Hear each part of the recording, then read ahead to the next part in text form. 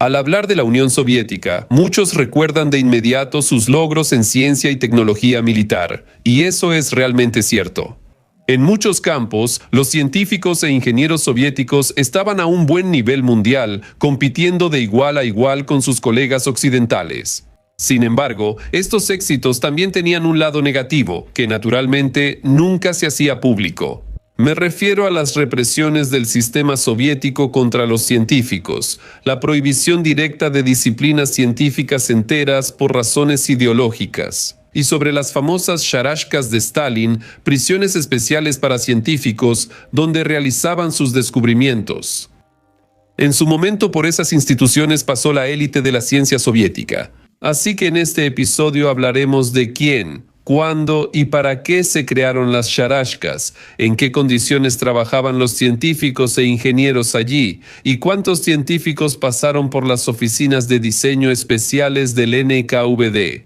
Y, por supuesto, conocerán a las figuras más conocidas de la ciencia que terminaron en las sharashkas. Además, abordaremos las causas y la historia de las difíciles relaciones del poder soviético con la intelectualidad científica. Me llamo Semyon y declaro inaugurada la sección ¿Cómo vivían? Comenzamos.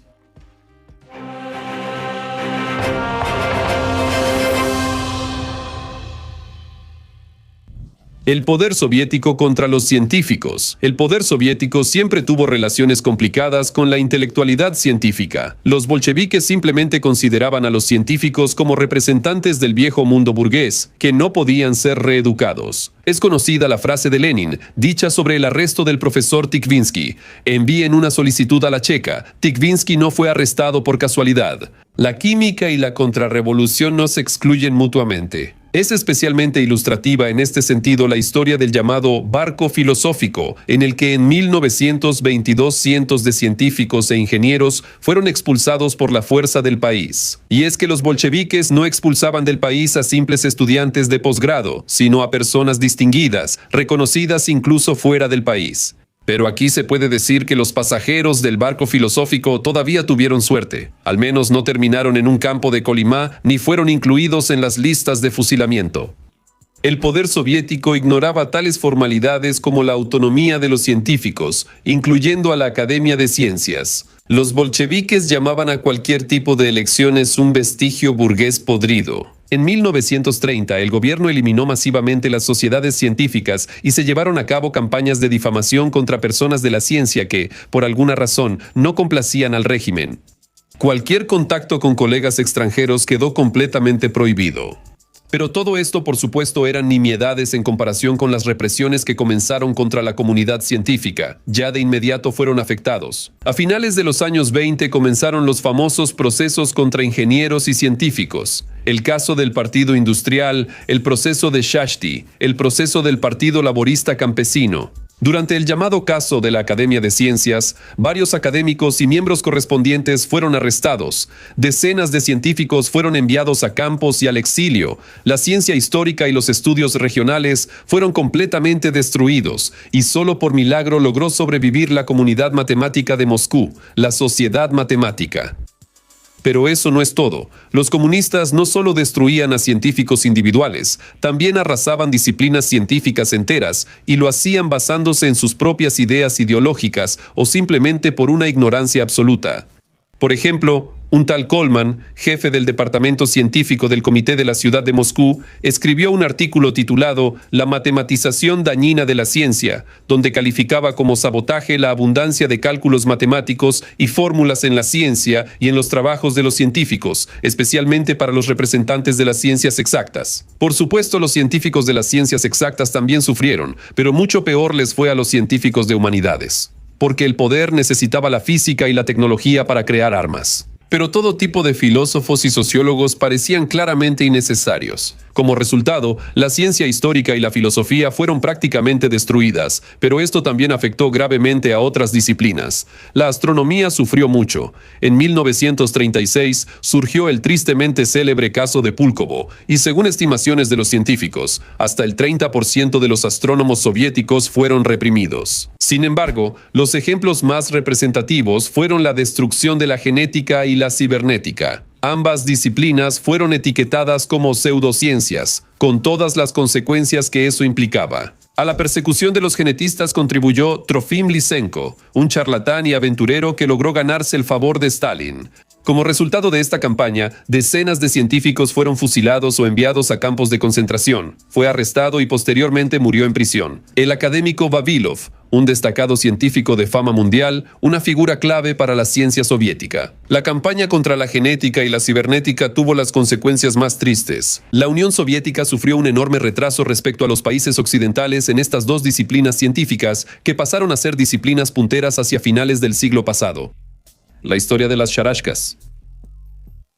Ya los primeros años del terror masivo llevaron a que miles de científicos e ingenieros, especialistas valiosos que eran muy necesarios para la joven industria soviética, terminaran en campos y prisiones. Eran necesarios como el aire mismo. Los comunistas intentaron preparar rápidamente nuevos cuadros de ingenieros a partir de proletarios, pero les salió francamente mal. Entonces al gobierno se le ocurrió una nueva idea: no enviar a los saboteadores y enemigos del pueblo con títulos universitarios a cortar madera, sino obligarlos a trabajar en su especialidad. En 1929 apareció la primera y una de las oficinas de diseño carcelarias más conocidas, la TSKB 39 de la OGPU, que llevaba el nombre de Menzinsky. Al principio estaba ubicada en el territorio de Butyrka y, para ser más exactos, en el edificio de la iglesia de la prisión. Aquí se reunió la élite de la ingeniería aeronáutica soviética, quienes lograron crear en un tiempo récord un caza completamente nuevo, el I-5. En sus pruebas estuvo presente personalmente Stalin, y la aeronave fue pilotada por el piloto número 1 de la Unión Soviética, Valery Chkalov. Stalin valoró debidamente la calidad del trabajo realizado por los ingenieros. Después de finalizar las pruebas, Polikarpov y Grigorovich fueron liberados e incluso recibieron premios en efectivo. En mayo de 1930 apareció una circular especial firmada por Kuibyshev y Yagoda, en la que se ordenaba que los especialistas condenados por sabotaje fueran utilizados en la producción, pero exclusivamente en instalaciones de los órganos de la OGPU. Así, las charashkas aparecieron oficialmente en la Unión Soviética. Se desconoce quién inventó este nombre. En ruso, la palabra charashka significa una institución u organización que no inspira confianza. ¿Por qué empezaron a llamar así a este tipo de instituciones que no eran exactamente cárceles? No está claro. Este nombre se popularizó después de la publicación de la novela en el primer círculo del escritor y disidente Alexander Solzhenitsyn. Él mismo pasó varios años en lugares similares, por lo que la obra resultó en gran parte autobiográfica. En 1930, en la administración económica de la OGPU, apareció un departamento especial que dirigía las charashkas. En 1934 todas las oficinas de diseño en prisión fueron disueltas, pero ya en 1938 por orden directa de Yezhov se restablecieron y desde ese momento el número de oficinas de diseño en prisión solo fue en aumento. El sistema de las charashkas alcanzó su apogeo a finales de los años 40 después de la derrota y ocupación de Alemania. A las charashkas llegaron en masa prisioneros alemanes. Los ingenieros alemanes hicieron mucho por el desarrollo de la aviación soviética y la tecnología de cohetes. Después de la muerte de Stalin, comenzó la liquidación de las oficinas de diseño en prisión. Sin embargo, algunas de ellas existieron hasta mediados de los años 50. Así era la vida en las minas de Stalin. Alexander Solzhenitsyn no llamó en vano a su novela sobre la charashka en el primer círculo. Es una referencia directa a la Divina Comedia de Dante, donde los castigos de los pecadores en el primer círculo del infierno no son tan terribles como en los siguientes. Lo mismo se puede decir de las oficinas de diseño en prisión. En comparación con el campo, eran un verdadero sanatorio.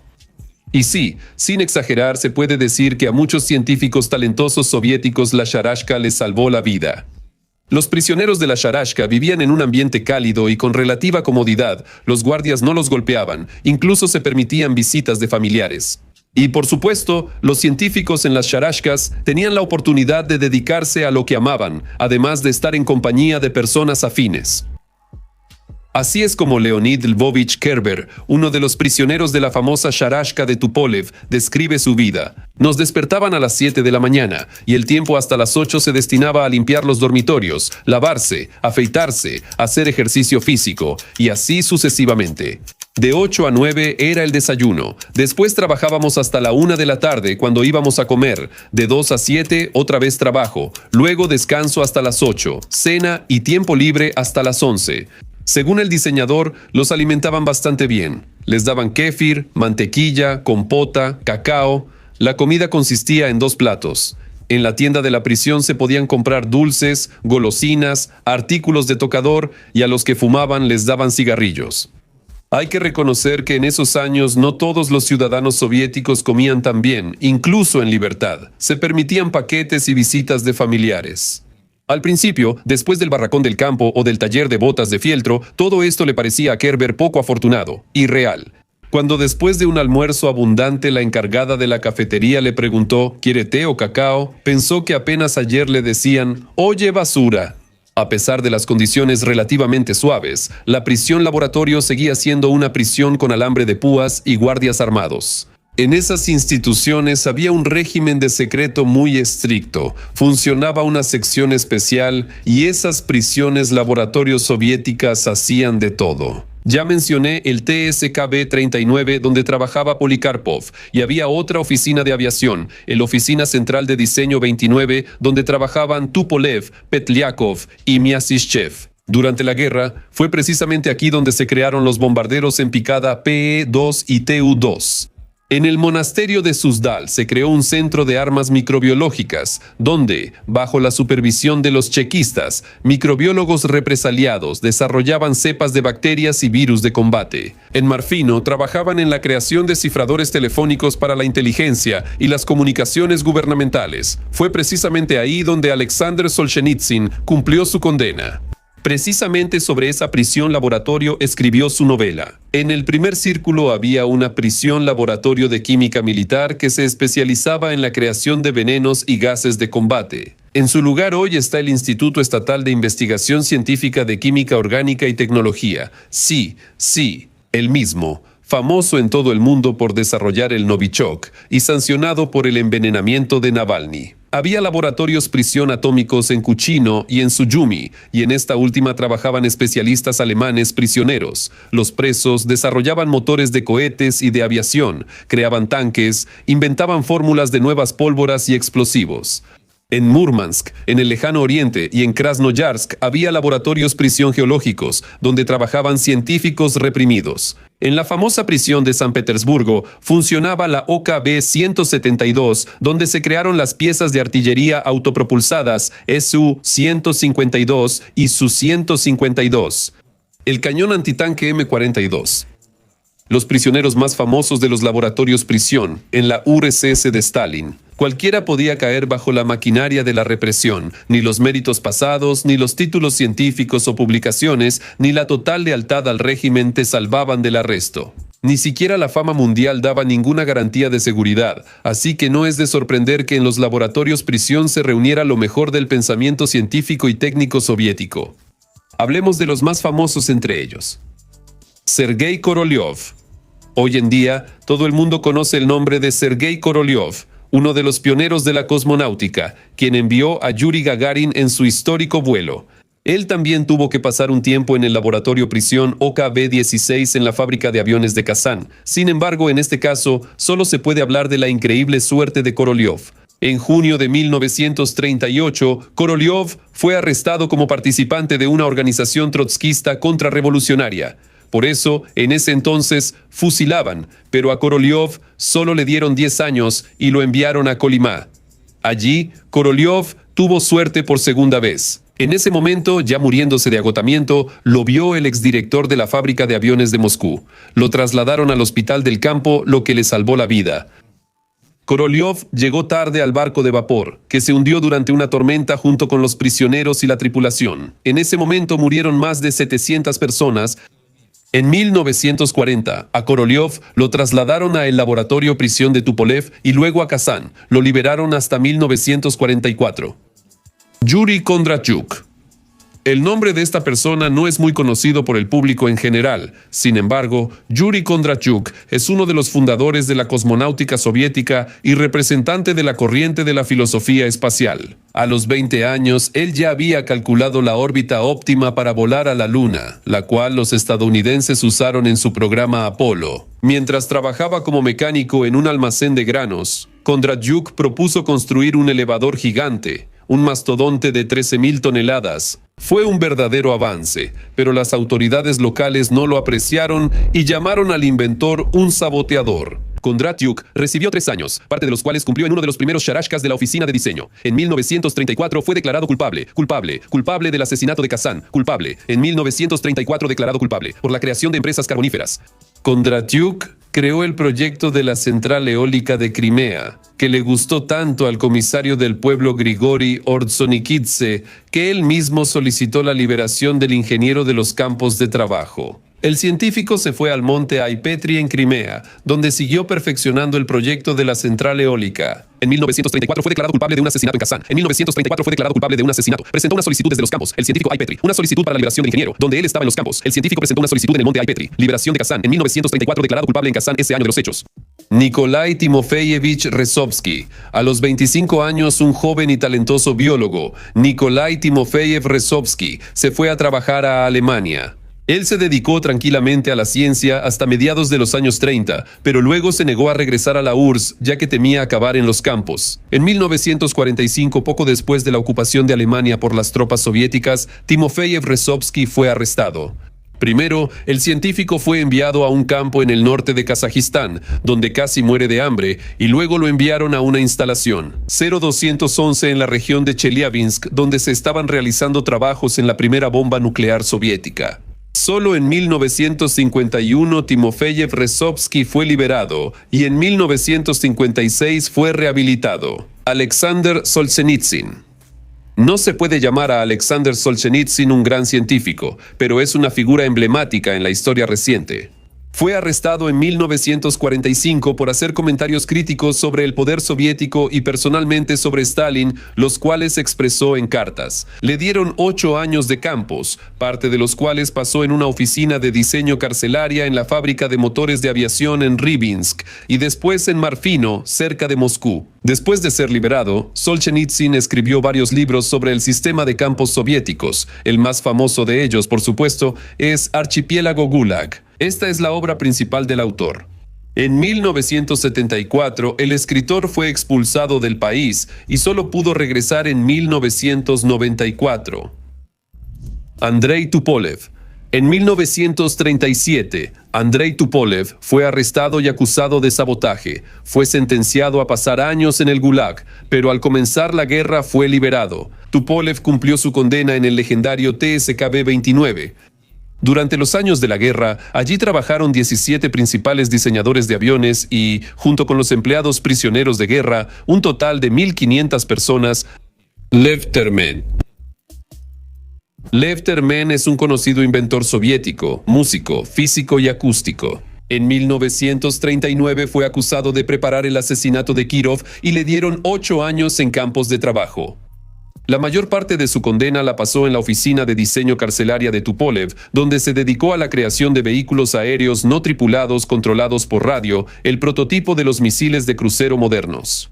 Solo en 1947 Termen fue liberado y más tarde rehabilitado. En los años siguientes, colaboró activamente con los órganos de seguridad del Estado, desarrollando para ellos avanzados sistemas de escucha. Hoy en día es prácticamente imposible establecer con certeza cuántos científicos soviéticos pasaron por las oficinas de diseño carcelarias estalinistas. Muchos documentos fueron destruidos y algunos siguen clasificados, pero se puede afirmar con certeza que el número asciende a decenas de miles.